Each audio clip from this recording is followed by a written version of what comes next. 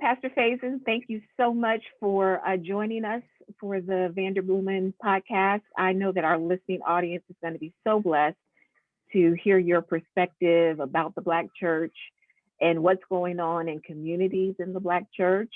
Specifically, I know we'll dive into some conversations about gentrification, which is a sometimes a taboo word, but it's a reality in so many communities of color. And so I'm just so excited. I got to meet you several months ago. This, I think it was maybe January or February, right before the whole country shut down because of COVID. My colleague and I were there with you and one of your great staff members, Renee, and some of your team, just talking through what was going on at the Grove and some staffing that you were looking for. And I just had a wonderful time meeting you and your team. And so could you introduce yourself to our listening audience? Tell them a little bit about where you're from and who you are, and then about the Grove and how you got there and what's going on. Awesome. Well, let me first say thank you to Vanderbloemen for this opportunity to be able to share, and to you, Chantel, for hosting and allowing us to be able to share. My name is John Faison Sr. I have the esteemed privilege of being the senior pastor of Watson Grove Baptist Church in Nashville, Tennessee. And for short, we call it the Grove.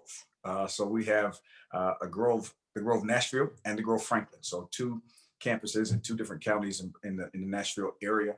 We're a multi-generational, multi-campus church. We have 5 generations that worship with us every single Sunday, from 9 months to about 97 right now, and everything in between. We are predominantly African-American church.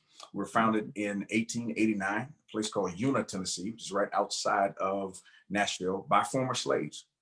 Founded by slaves. And it's a very, very interesting origin story that those former slaves used to meet in kind of a grove of trees, clearing in a field. And there was a white lady who donated the first land for them to build their first church. They could not use that land because racial tensions at the time just simply wouldn't allow it.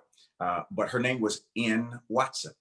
And out of appreciation for that gesture, those first founding members named the church Watson Grove. And so that's how we got the name. And we were in kind of a outside county or outside suburb of Nashville in 1889 all the way to about 1954. About 1954, we started to build in a place called Edge Hill, which is in South Nashville. It's about 3 blocks from Vanderbilt and about a block from Belmont University. Very, very popular area at that time for African Americans. In the 50s, it was a bustling African American area of Nashville. So you had Black doctors, Black dentists, Black professors from Tennessee State University and Fisk University lived there. Black business owners and entrepreneurs, construction companies. In fact, our church that we built in 1956 was built by an African American construction company that lived in the neighborhood. It was a bustling African American area. But times changed.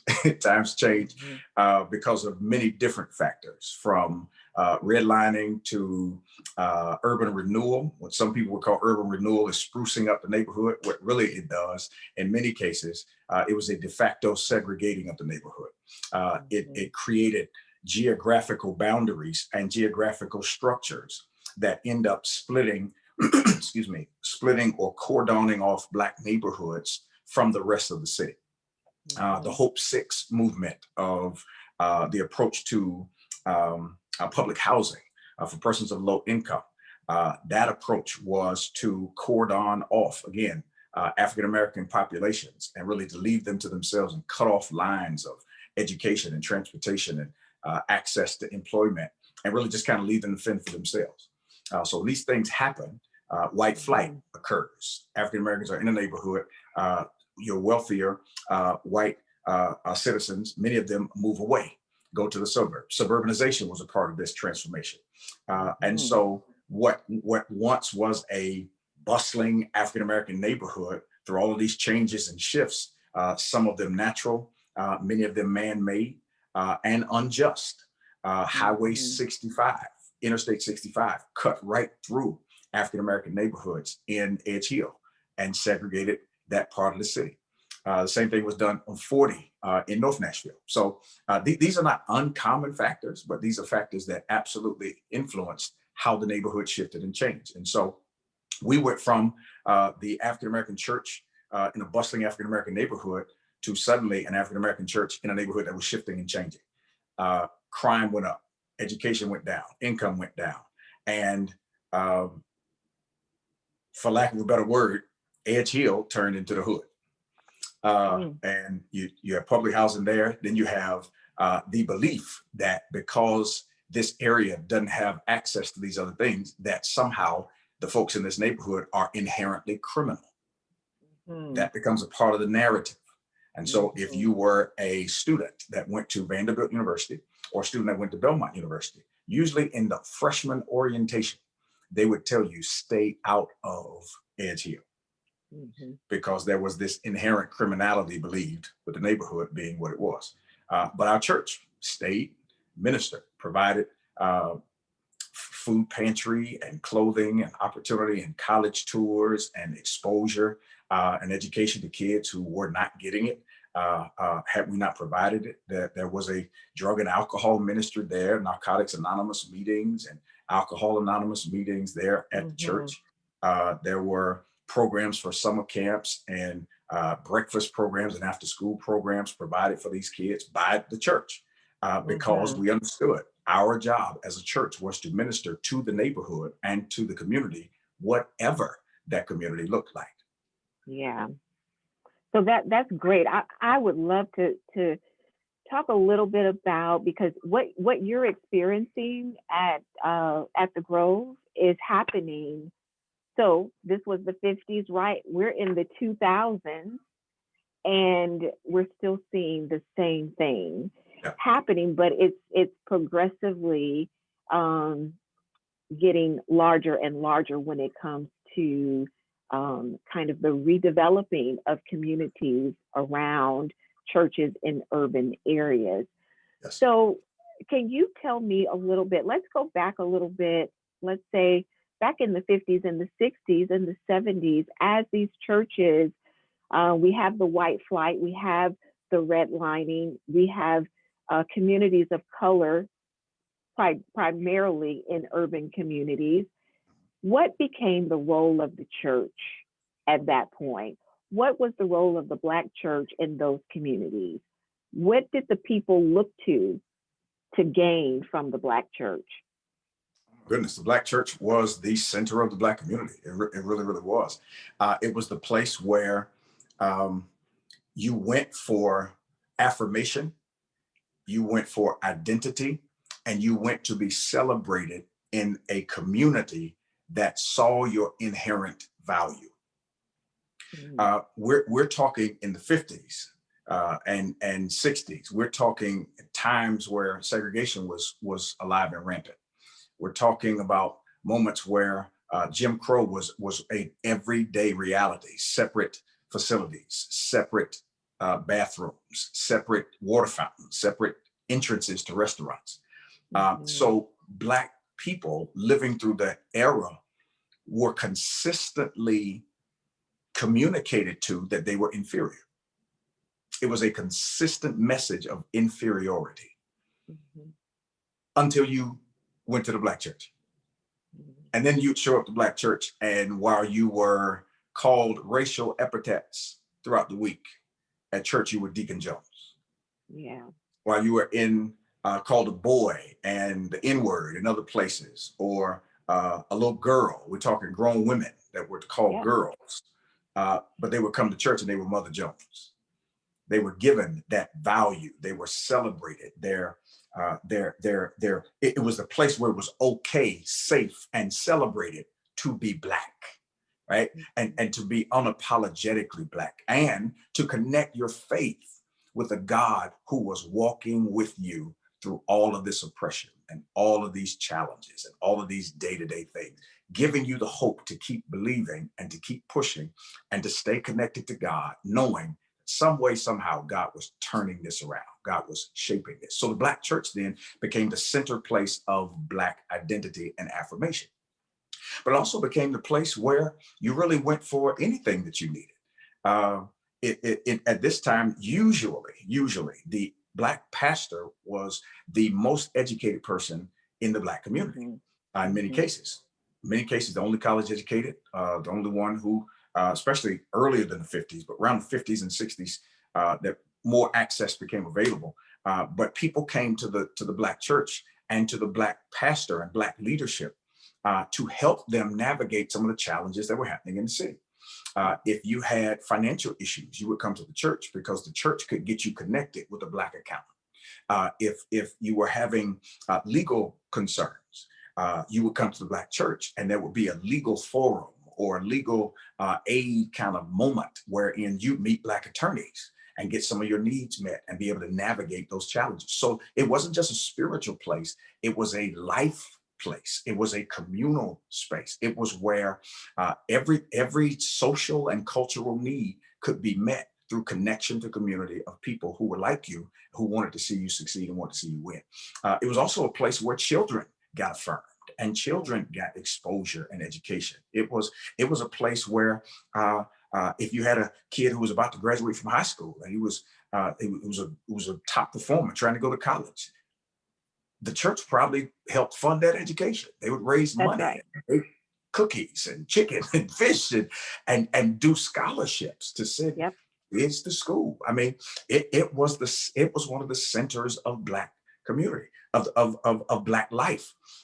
When there was death in the family, the Black church was the rallying spot.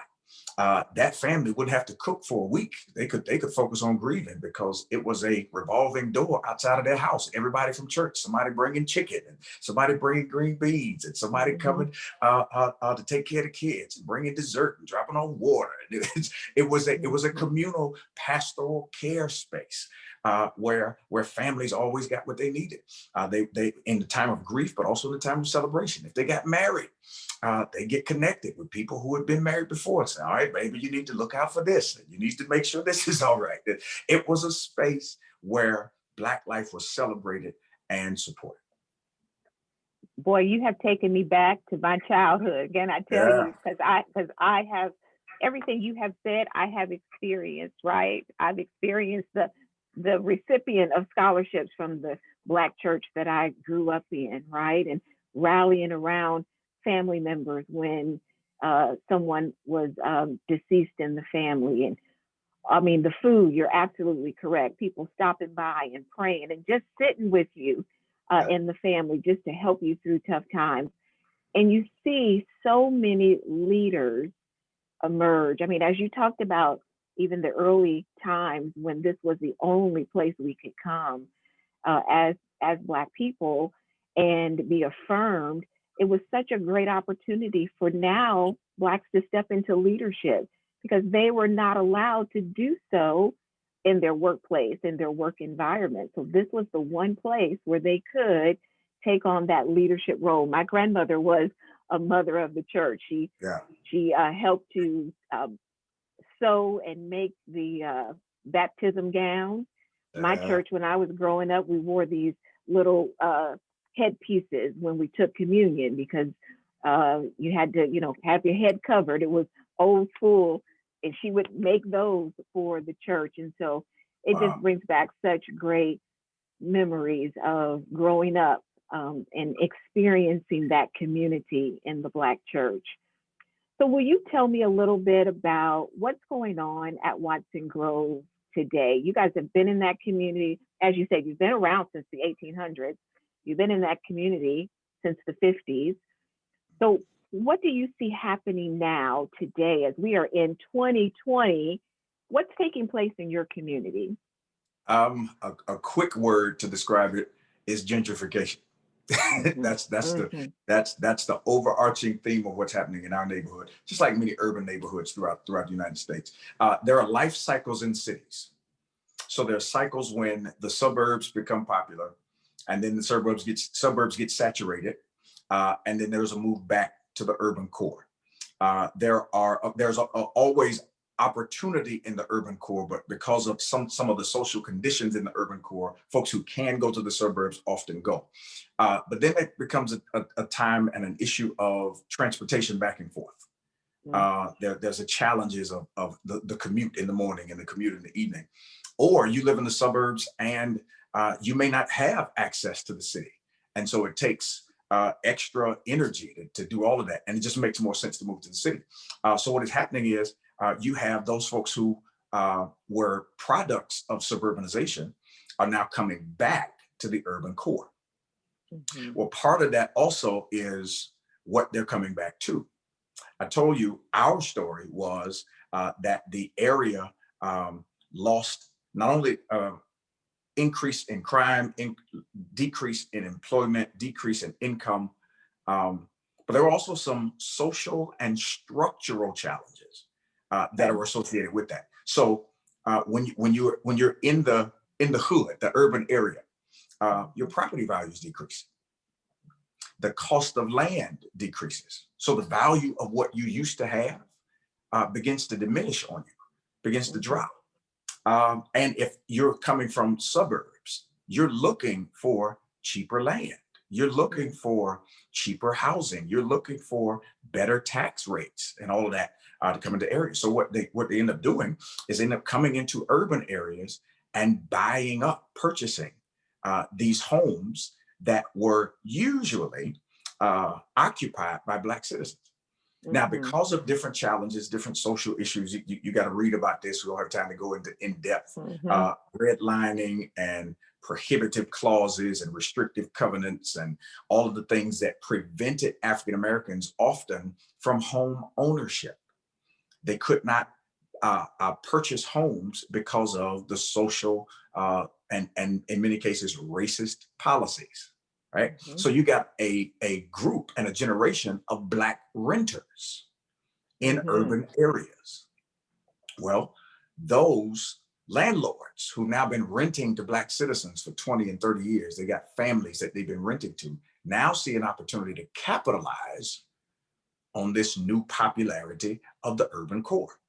Mm-hmm. And so they start to put in measures that will expedite the vacating of Black families so that they can sell the property, make a ton of money, flip the property, and it goes from a rancher that served a Black family now to a 3-story tall and skinny that serves an affluent white family. And you would think, now hearing this story for the first time, people would think this is an isolated incident. Yeah. I'm telling you, there are portions of entire cities that are flipped and changed in anywhere from 5 to 10 years. Yeah. Because of this kind of process.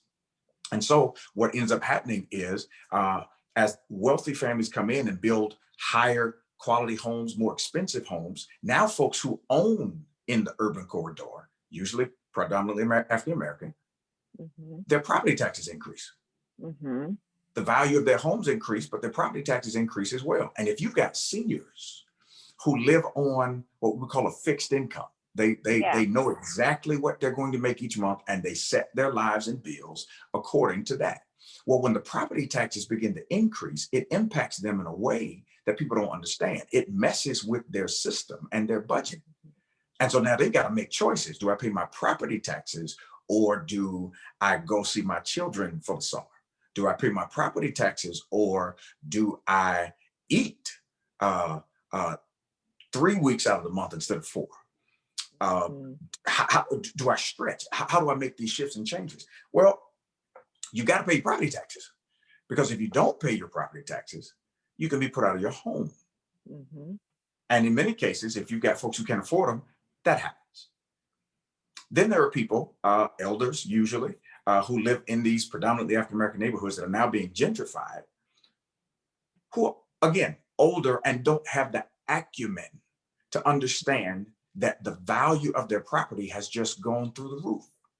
Mm-hmm. They built it for $60,000, $80,000 in 1958. But in 2018, it's worth $350,000. Well, they don't know that because they've not kept up with it. That's not their area of expertise. And guess who knows they don't know? Predatory realtors. No, they don't know. So if you paid $80,000 for your house in 1958, and I offer you a quick sale of $150,000 and you don't know inflation and you don't understand that the property value has increased, you think you made double for what you paid for it, but you have just been robbed. You got paid $200,000 less than what your property is worth.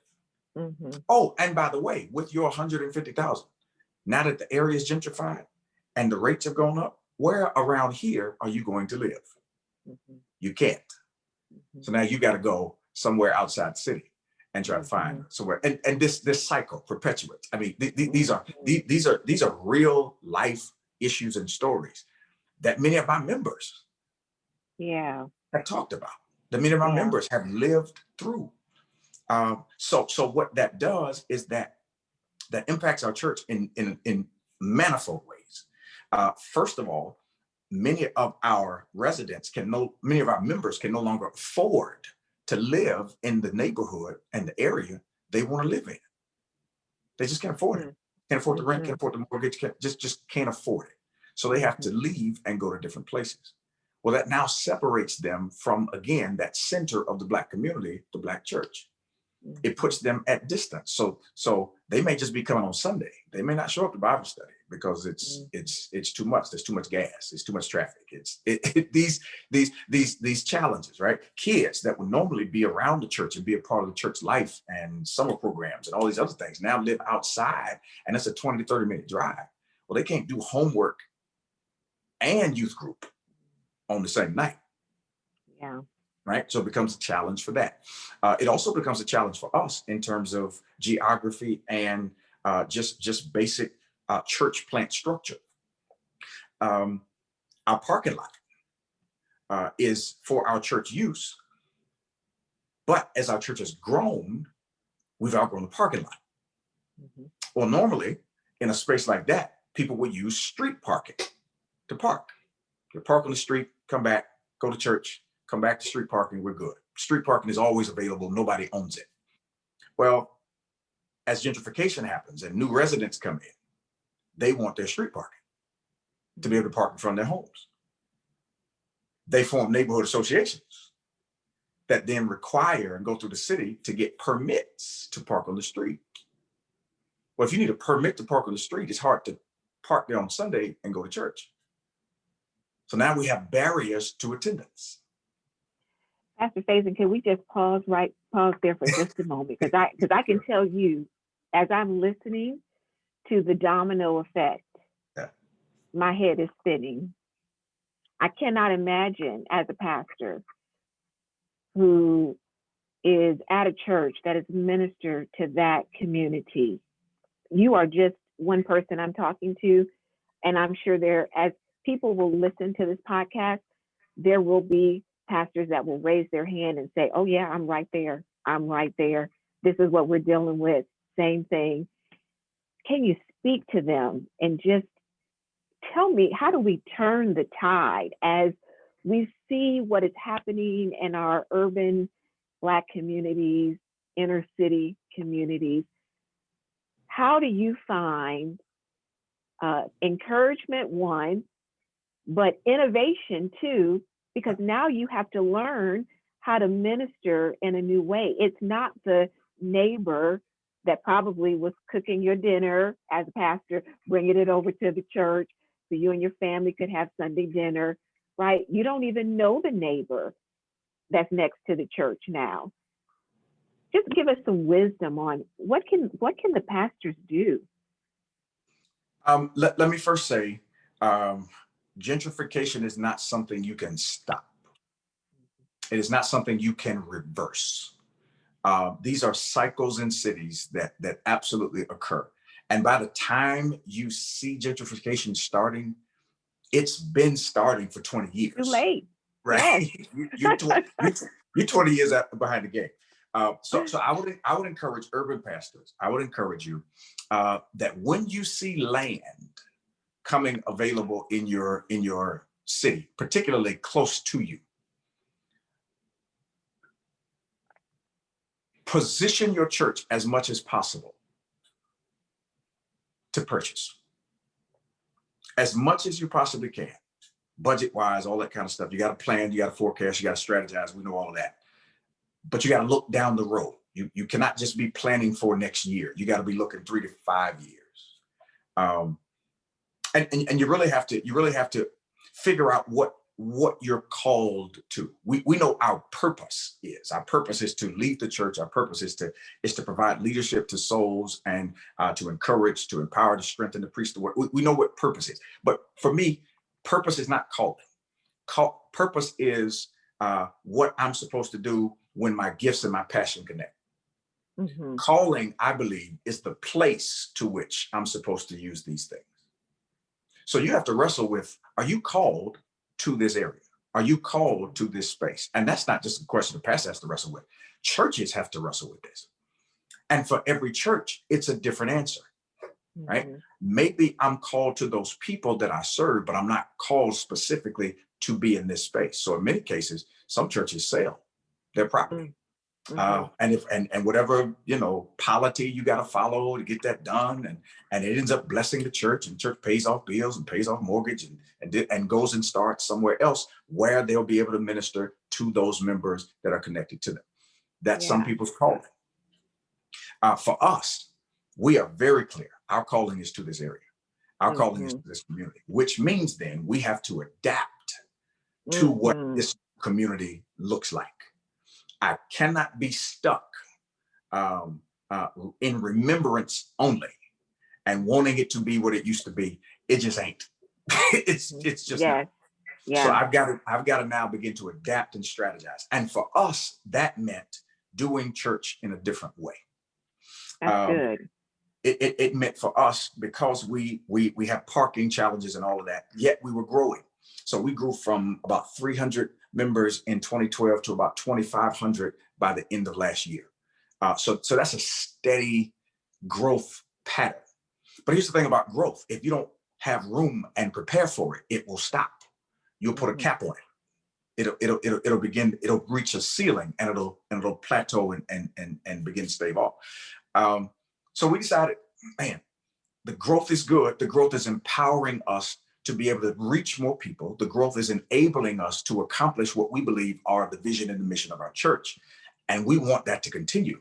So then we've got to shift to be able to make sure that growth can continue. For us, that meant multiple services. And this is pre-COVID. Yes, Gotta give the caveat.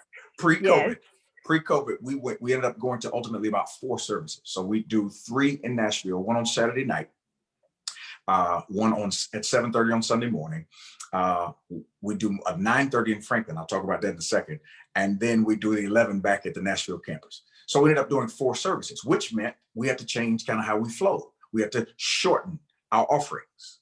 We had to shrink what we did so that people could get in and out of the parking lot. We offered church at different opportunities, different times, different days, so that folks who may not want to do the dance on Sunday looking for parking in the rain with 2 kids they got in tow can come to Saturday night. And at Saturday night, it's a 75-minute service. I preach the same sermon that I would preach on Sunday. It's always casual. And then we offer a to-go meal for anybody who wants it on the way out. So you mean to tell me I can come to church? I can bring my kids. We don't have to get dressed up, so to speak. I can bring them straight from AAU and soccer matches on Saturday from the mall and bring them here. We get a 75-minute service. It's the same word, pastor's preaching, and I get a to-go meal on the way out. I ain't got to cook tonight. Oh my God. You mean to tell me I could get all that on Saturday and I didn't worry about Sunday? Count me in. That's right. That sounds like a win-win. listen, if I wasn't the pastor, Saturday night would have been my service. That's all I'm right. saying. Easy, simple, but offering new encounters, new ways to get people connected. Then around 2019, we launched the Grove Franklin, which of course is in a different county. Nashville sits in Davidson County. Franklin sits in Williamson County.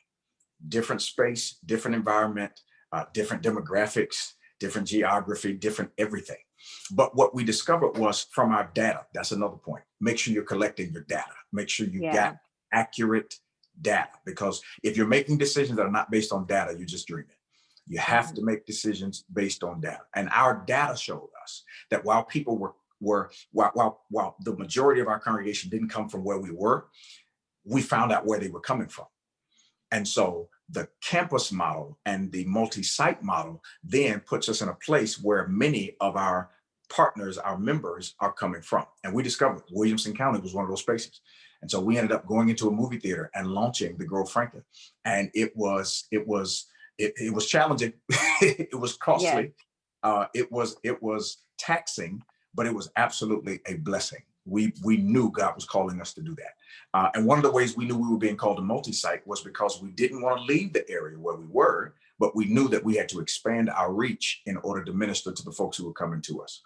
And so for us, the multi-site mission answered the calling.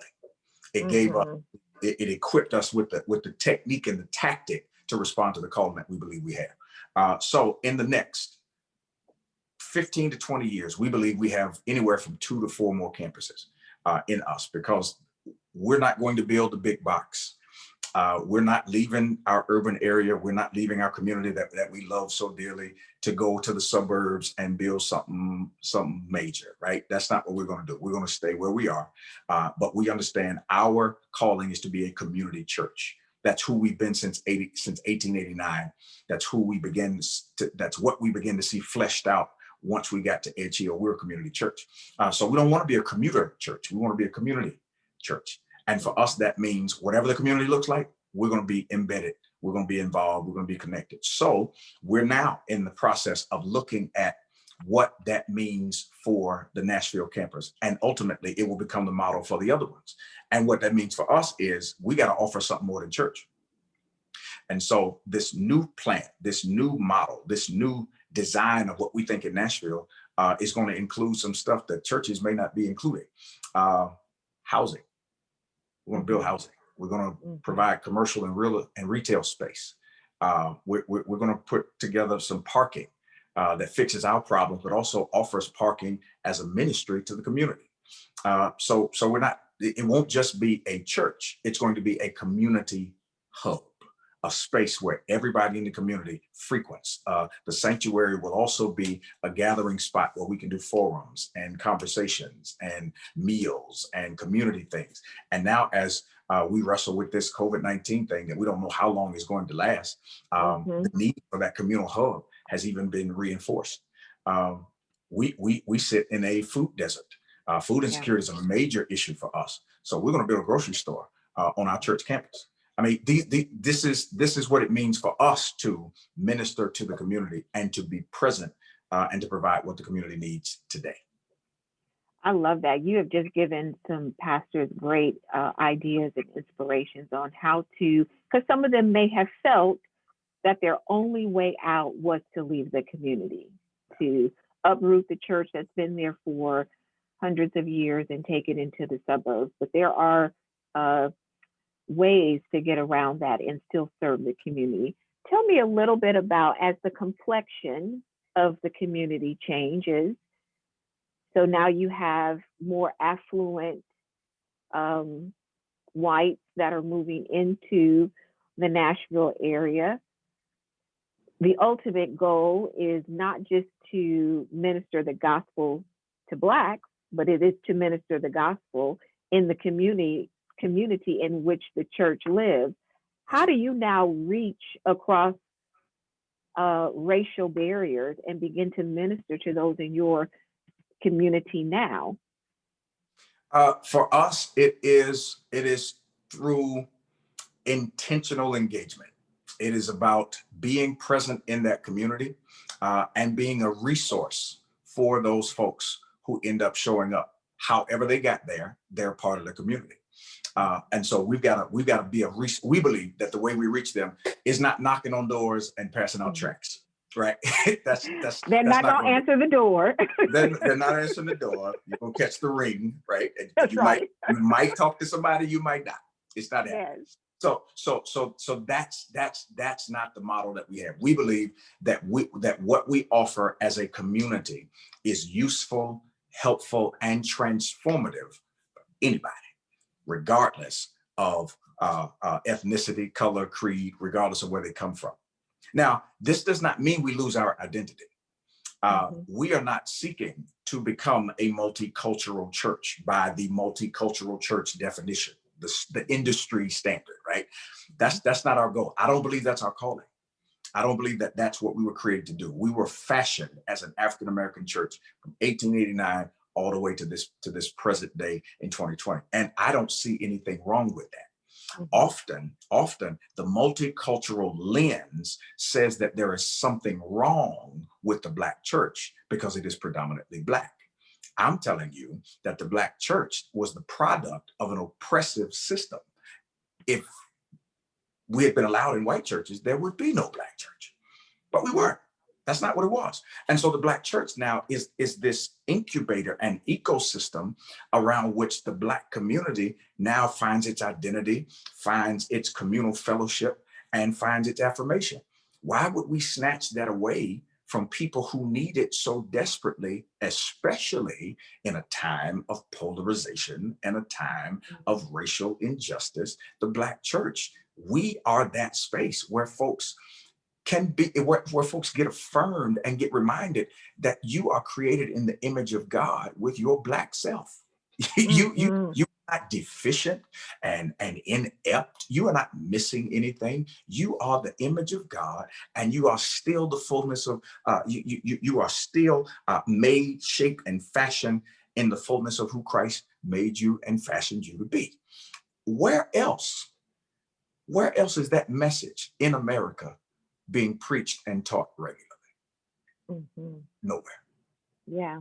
The Black church does that. And so we're not seeking to be a multicultural church, just trying to grab people from different ethnicities. Now, we're open to anybody that comes our way.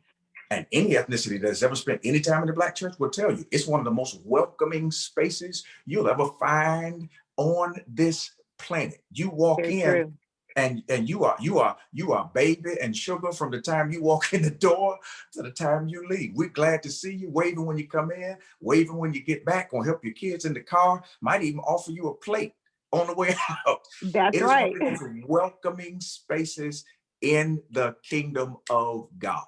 And so I don't see a reason. I don't see purpose behind us neglecting the identity of who we are. Yet at the same time, I believe that we're called to be that in that community in such a way that anybody who needs us, who needs the faith we profess, and needs the witness we bring can be impacted and transformed by it. I love that. That is inspiring for me as a Black woman, one who's raised in the Black church, because what I heard you say is that the mission of the Black church has not changed. It is still to affirm. It is still to provide a place of safety, if you will, a place of camaraderie, a place where you can come and see people that look like you, that are striving and aspiring to serve the Lord with all of their heart. Yes. Pastor Faison, this has been a phenomenal conversation. I cannot wait until the listeners get an opportunity to hear this and get inspired. This is Pastor Faison with Watson Grove in the Nashville area. Look him up. And thank you so much for your time. I appreciate it. Such an honor to be here. Thank you. I appreciate it.